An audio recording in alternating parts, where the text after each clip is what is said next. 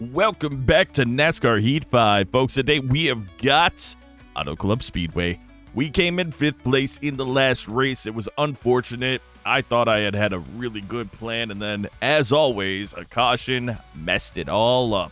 But we're in 3rd place in the standings. We're just 3 races into it with this race, and that's just how it's going to be. We want one more top 5 finish just to close out our first incentive contract. We'll be going for the top incentive contracts across the board because we need to upgrade our Cup Series drivers' stuff, the car, the pit crew, everything. We're struggling to be in the top 25 in that league, so we really need to do whatever we can to make sure we get that car as good as possible to compete even with the other cars that are in the back of the pack with us. Having said all that, though, folks, we're going to jump out on the track, do a couple laps, and we will see you at qualifying. I got to be honest, I had to restart practice because my steering wheel was jacked up, my actual game steering, whatever. Anyway, and we were closer, but not much closer. So I'll just take what we got there, and we'll do our qualifying. I'll say what I said before I had to restart this whole thing. Qualifying laps versus race laps are completely different. We never run a qualifying setup. So we just take basically our best race lap, but as you guys have seen in the past, frequently we end up being as fast, if not faster than everybody else because our qualifying laps or our practice laps are very, very close to our race laps, and then for them, it's not the same. So anyway, saying all that, let's get out there, do our qualifying, find out where we place, and then, work our way up through the pack to try to win this one and get our first victory of the season, securing our playoff spot in potentially the last season of the Xfinity Series. All right, going through the sweeping quad oval onto our qualifying lap. And I've tried a few different lines, and we're just going to hopefully... no, that's bad. That was terrible. Actually, that was absolutely horrible. And funny enough, during qualifying, because it's the best time to do it, I tried a different braking point. Well, it's not a braking point, where I come off the gas point, and it wasn't great. It was not great, so that's awesome. We're not going to be anywhere near 2039.63. At least I don't think we are. If we are, I'll laugh my butt off. Yeah, 40. That was slower than... Yeah, I knew that was going to happen. Turn 1 and 2 were really bad. Anyway, 11th place isn't terrible. Obviously, goal is 1st place, so we've got our work cut out for us here. Top 5 come in AJ Hale, Matt Malone, Josh Williams, Ryan Ellis, and John Perez. Custom drivers, Casey Kane comes in 7th, Jeremiah Graham 8th, Michael Chavez 9th, Bryce Egan 16th, Gary Norton 17th, Bernardo De Oliveira 18th, Timothy Mathis 21st, Eliza Bethel 23rd, Lane Tiberken 24th, Taylor Carpenter 29th, Matthias Espinoza, 33rd. Max Cost, 35th. David Schildhaus, 36th. Max Cost and David Schildhaus both showing really poor qualifying effort. Going to have to see on the updates before the race if they are on there, speaking about what's going on with those 2 cars. Got 52 laps here at Auto Club Speedway, and Max Cost is holding a grudge, so it doesn't talk about his bad qualifying time. He's back there. Expect him to move his way up. Michael Chavez is our friend. We know that. We love it. Austin Hill goes to the back, though, with an engine change after qualifying. Race 3 Xfinity Series starts right now. How many laps we got here? 13 in the tank. Why isn't it? 11 stage. So we've got enough to get through stage number 1 without having to worry about... Ooh, slow it up. We get through stage 1 without having to worry about pitting. That's good. All right, you're clear. We'll see about stage 2. Definitely going to have to pit at least once in stage 3.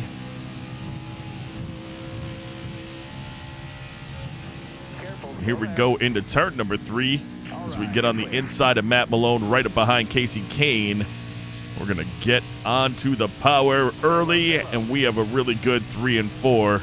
AJ Hill, your pole winner, seems to be back in 3rd place right now, but he's fighting with John Perez to get back into 2nd around Josh Williams, and he does just that. We have moved our way up into 3rd place. Again, our race trim is our qualifying trim, which is why we are so much faster than these other cars, and we love it because it's showing out right here as we ride up in the draft on John Perez, Bender, and we take the lead on lap number 2, getting into the gas early, check our tires, not burning up too bad, and hopefully we're going to be able to drive away from this one. That would be fantastic. A lot can happen between now and then, but I feel pretty good right now.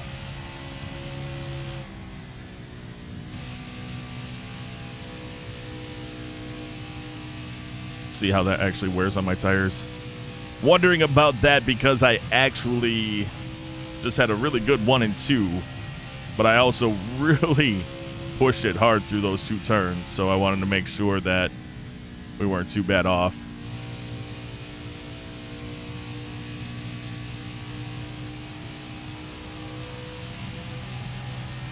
I am actually going to up the, so there's something called championship weight, and it's one of the other determining factors.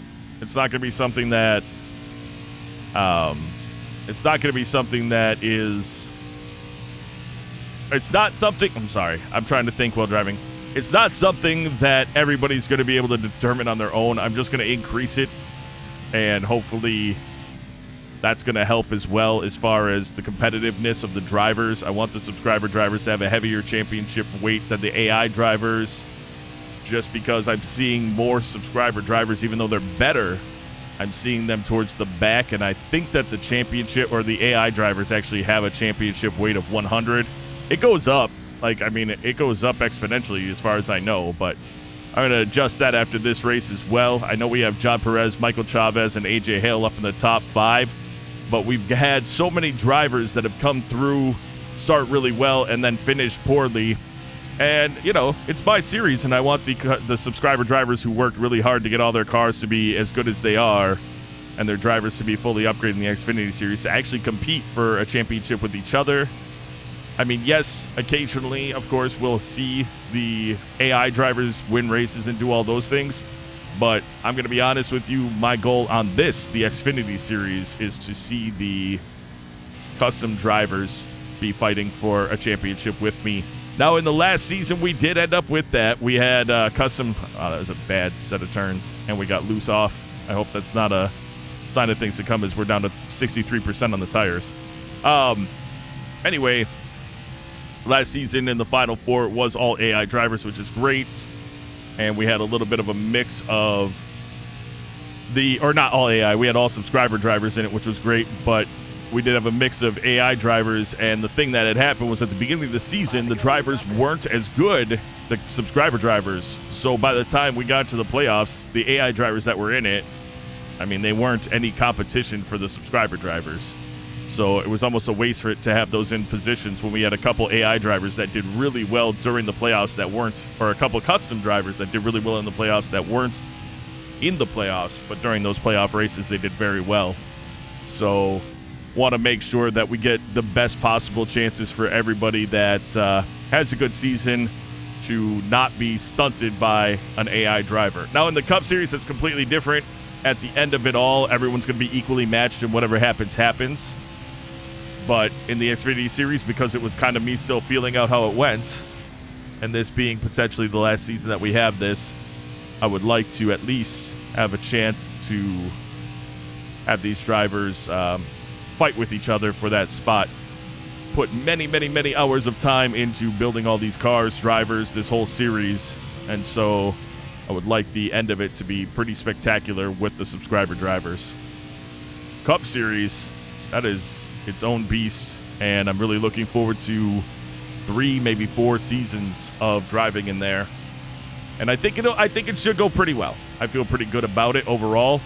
I think that our drivers are, after having the Truck Series and the Xfinity Series, I think we've got a pretty good blend of the pace of upgrading for the drivers, plus how good the AI drivers are, and a blend of those. They aren't all equally matched. As a matter of fact, I looked and I did some stuff based on the AI drivers' actual stats.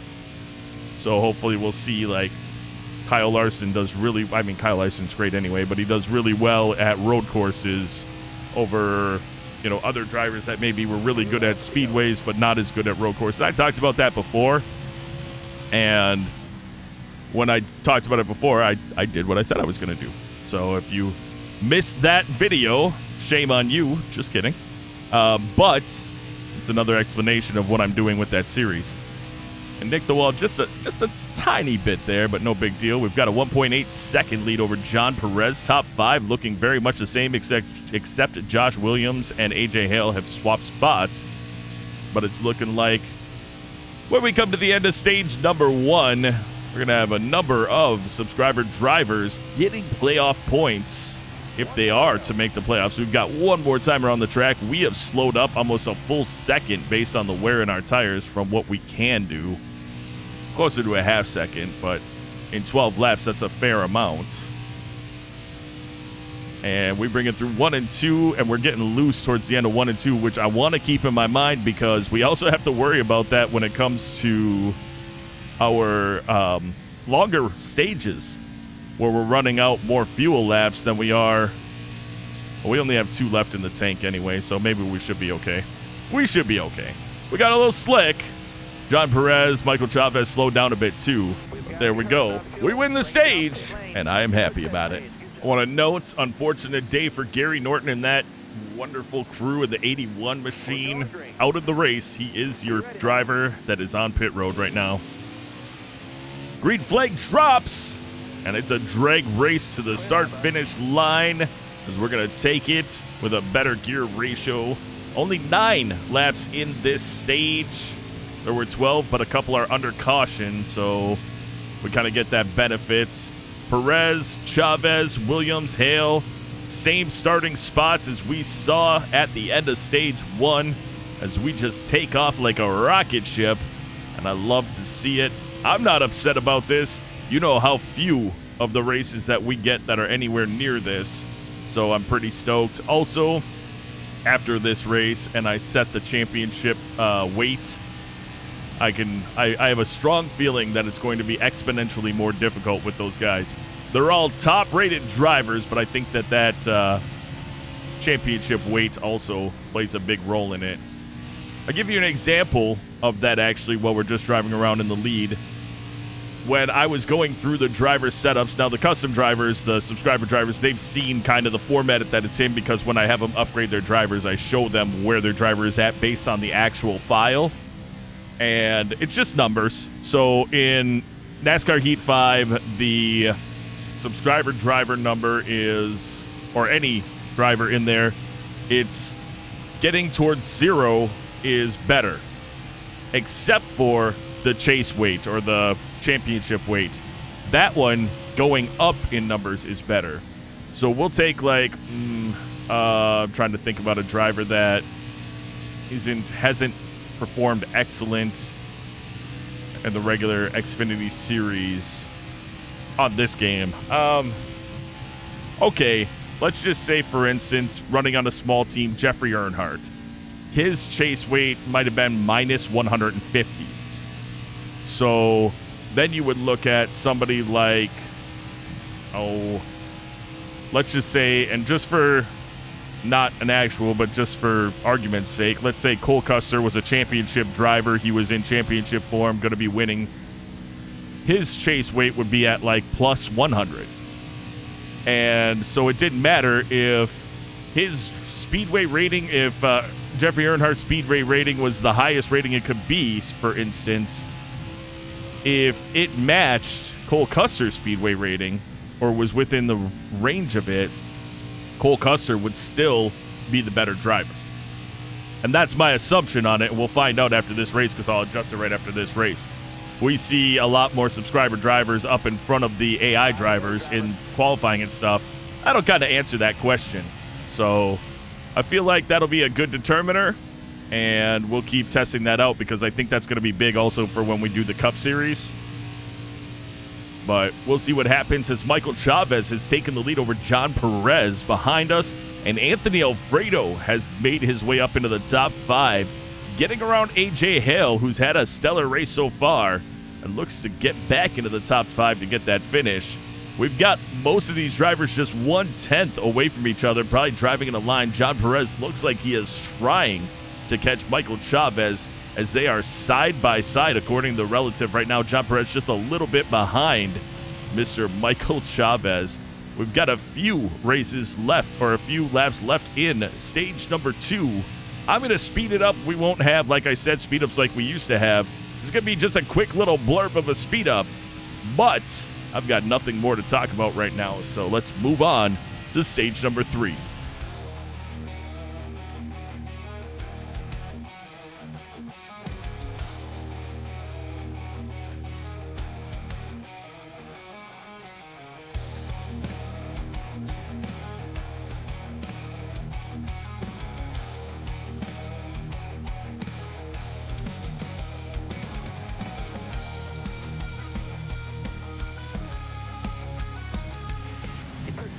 Good job. One stage number 2, AJ Hill drops down from 4th, 5th place to 8th. That's your pole winner, so we're keeping an eye on him. John Perez does come out in 2nd place, getting around Michael Chavez. And we have got one stage left. That's 29 before the caution lap, so I say 27, 26 laps. We will have to pit one time. So let's start this last stage up, because a lot of excitement can happen. We're going green. Be ready here. John Perez starting on our outside as he has the entire, well, not the entire race, but as he did in stage number 2. Matt Kenseth has made his way up into 3rd place. Michael Chavez drops down to 4th. Ryan Truex rounds out your top 5 as we go into turns 1 and 2, full head of steam. And I'd be honest, some races, I mean, I've seen it in real life where you have just somebody dominate a whole race. Some races just be that way, and this seems to be that race for us, and I love it because, honestly, every race I go into, I really have no idea what the competition's going to be like, what our car's going to be like. Sometimes I'm a little frustrated saying we have a top-rated car, and I'm doing very well on the track, and we're just not able to. It seems like those cars have just an extra boost or something. And honestly, I don't know, when we have momentum, I don't know if those drivers get momentum as well. And if they do, keeping it high this time, and if they do have momentum, then that could be a reason why some drivers that are having a good string of races all of a sudden become really difficult to catch and pass on the track. Little recap for you guys of the race so far. We have led all but one lap in the race, which is amazing. We have not had to take green flag pit stops. There have been no cautions in this race. However, we have had one driver that has gone out of the race, and that driver is Gary Norton in the 81 machine. Unfortunate day for that team, but I know they'll bounce back. They've got a solid team and a solid driver. They're always running in a very good spot on the track. So looking to see how that team bounces back from this unfortunate day. But as it stands right now, John Perez in 2nd place. Ever since I got up into 1st place, he has been in 2nd place, except for a little bit of stage number 2 where we battled it out with Michael Chavez, who has now dropped out of the top 5. Matt Kenseth, Ryan Truex, and Anthony Alfredo have made their way up into the top 5. The longevity of the race is what matters, as we see a caution come out for the first time in this race. Not sure what it is for. We'll see if we have a car that'll be on the pit road after we get back to racing. Of course, so early in this one, we will not be pitting. And let's get right back to racing. Coming to the green. Be ready. Ready. Green flag, green flag. 20 more laps. No mistake here. It would appear whoever brought out the caution was not out of the race. Maybe a blown tire, had to bring it onto pit road, got back on the track. They may have obviously moved way down in their position, but they are still in the race. So we still only have one car that is out of the race. And again, John Perez 2nd place, but he has got Matt Kenseth nipping at his heels as Lane Tiergan makes his first appearance into the top 5 today, getting around Ryan Truex and rolling up behind Anthony Alfredo. So we've got 2 subscriber drivers sitting in the top 5 right now. Only one of those drivers has been here all race long. as Lane Timbergen again makes his first appearance into the top 5, trying to move his way up and have an excellent position to getting into the playoffs. Again this year, he was in the playoffs last year as well.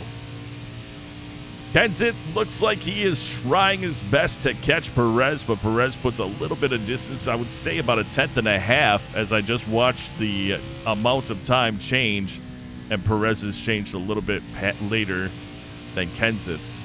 Kenseth has a 2/10 lead over Anthony Alfredo as A.J. Hale makes his way around Lane Timbergen from 8th back up to 5th. He says, hey, I am not out of this one yet. And he is sitting in the top 5 now, just 2/10 back behind Anthony Alfredo. Looks like we have a battle going on there, as I just saw a quick switch between 5th place. And we are going to have to come way out of the gas here, and that could affect our races. I was watching the relative the whole time and not the track at all. John Perez now 3/10 behind us as we get back up to speed. We did not have contact with the wall, and we should have a good 3 and 4, hopefully, and be able to pull back away. But hopefully I didn't screw it up enough that these drivers are going to catch and pass us. Give it a little focus right now. 17 laps remaining in the race, 7 laps in the tank. We'll pit with probably 11, maybe 12 left in the race. We know we can get 13 out of the tank. So as long as we get past that 12 to go mark, we are good. Yeah, we were able to drive away again. That's just how good the car is for this race, and I, again, love to see it. Williams and Hale have dropped way back in comparison to Perez and Alfredo, though. And Josh Williams, again, has made his way up. He had fallen back behind Kenseth, Alfredo, and Truex at one point. So he's made his way back up. Not really sure what's going on back there, but there seems to be a fair amount of shuffling up. We've also got a car way off pace on the track going into turn number 3 right now.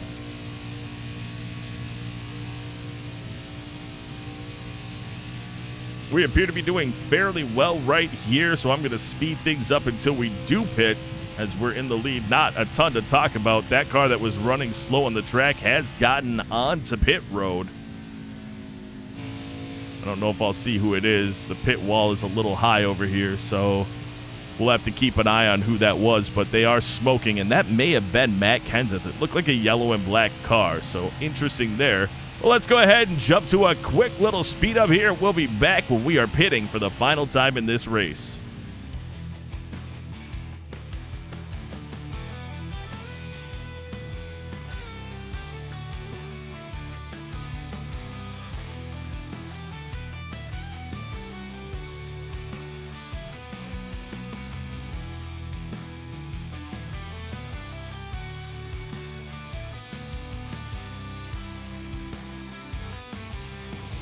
All right, we're going to pit this time around. I was really hoping that I could have saved just a little bit more fuel. We're going to cross it with 11 to go. We should have plenty to get through, but it's going to be just a little bit closer than I wanted it to be, so I'm not a big fan of that. I know we're running it on fumes, Guy. I know. I don't know where the turnoff is. I never practiced pitting. That seems to be my biggest fault here. Drop your speed, driver. I got it. We're fine. Wasn't great, but it'll be all right. It was Matt Kenseth who came out for pit. Good for him. He's going to be in the lead when we come out, but he also doesn't have enough to get through the race, so he'll have to pit for at least fuel one more time, unless there's a caution. You're clear of pit road. Back on the track. I'm just going to get right up on the track because nobody is actually really here. They're all on pit road except for Matt Kenseth, who is on the high line coming around right now. Ooh, it looks like we do have a couple more drivers, but they're going to be pitting this time around undoubtedly. Kenseth will not be pitting, so we're going to have to work our tail off. He didn't catch us, though. He's right on the tail end of us, so he is not going to be able to take the spot from us or put us a lap down, which is huge.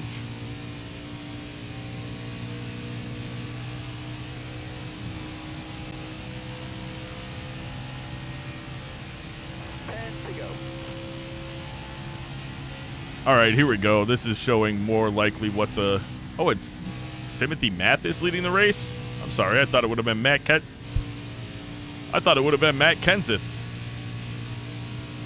All right, well, Timothy Mathis has kept his car out. I don't know how long he's going to be able to stay out. He was not the car that pit, so it's very interesting to see this. Did he pit when that first caution happened because of how far back he was? It's a bold strategy. We'll have to see how it works out. He's got a 28-second lead on us, and we are going to kind of keep track of that lead to see if we are able to, or how much we're able to gain on him over the last handful of laps. He should have to pit probably in about 5 or so laps for at least fuel. Now, that could be an awesome strategy for him as he pulls on the pit road right now. Never mind. I was going to say, he could be in a really good spot if he just goes down for fuel and doesn't have to worry about getting tires. We all had to get tires. We were at the end of a full run, and we had a full run to go. But if he was able to preserve his tires, I guess there'd be a chance that he could come out and finish way stronger than he did in the, or would have based on his qualifying position. Always love to see when drivers take a strategy move to try to move their car up. He's already coming off a pit road, so yeah, it was kind of a gas and go for him. And if he comes out anywhere above, middle of the pack or back half of the pack, he has, it's been a great strategy move for him, and hopefully he will end up with a good position in the race. Anthony Alfredo has made his way up into second place. John Perez 2/10 behind him. Josh Williams, Ryan Truex round out your top 5. And I almost just wrecked my car reading that off going through turns number 4. That wasn't intelligent of me. We have a car that's a lap down right behind us, and I'm not sure who that is because there's a car between myself and Alfredo. I don't know if somebody had a slow pit stop or something. I know it's not Mathis because he got blended on the track right after we passed him on pit road. So maybe, I don't know. We'll see what happens. But anyway, we have got a big lead over second place, as we should. We have a stellar pit crew, and everybody had to take their own full pit stop. We're going to actually probably lap some people, as we have just 6 laps remaining in this race. We'll have to get an eye catch who is towards the back of the pack here, if we're able to gain on them enough to put them down a lap by the end of the race. I think we have done a good job here, though, with the race style. It's a nice, long enough race to get a good amount of content for you guys.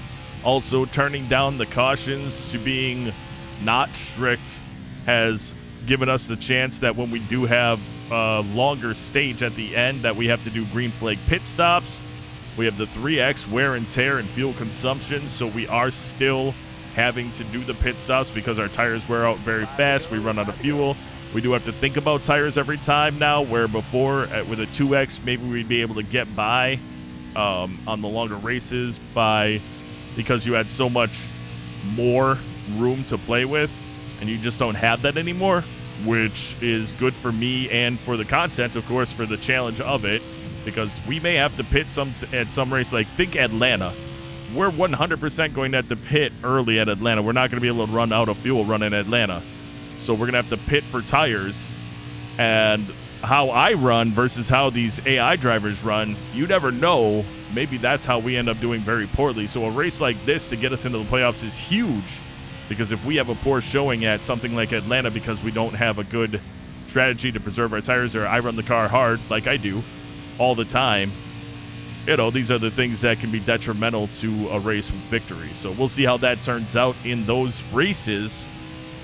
Pretty sure our next race coming up is going to be the Cup Series here at Auto Club, but I'm not positive if they run here, so we'll have to keep an eye on that. You'll find out at the end of this episode where we run next, as we're starting to come up on some of the back of the pack. This looks like max cost, so that is interesting. We've run this whole race not around him, and I'd love to not have to be around him, because I swear if we have contact with cost at the end of this race, I'm going to be so mad, as we've gone an entire race being completely clean. That might not be cost, actually. Is that Brandon Jones? That would make me very happy, because, again, as a friend, we don't have to worry about him driving us down onto the apron when we're going through a turn. We're going to find out as we get a little bit closer here. That is Brandon Jones. Hallelujah, as he's going to move up the track out of our way. Still there. And we're going to take lap him here, get around another group of drivers real quick.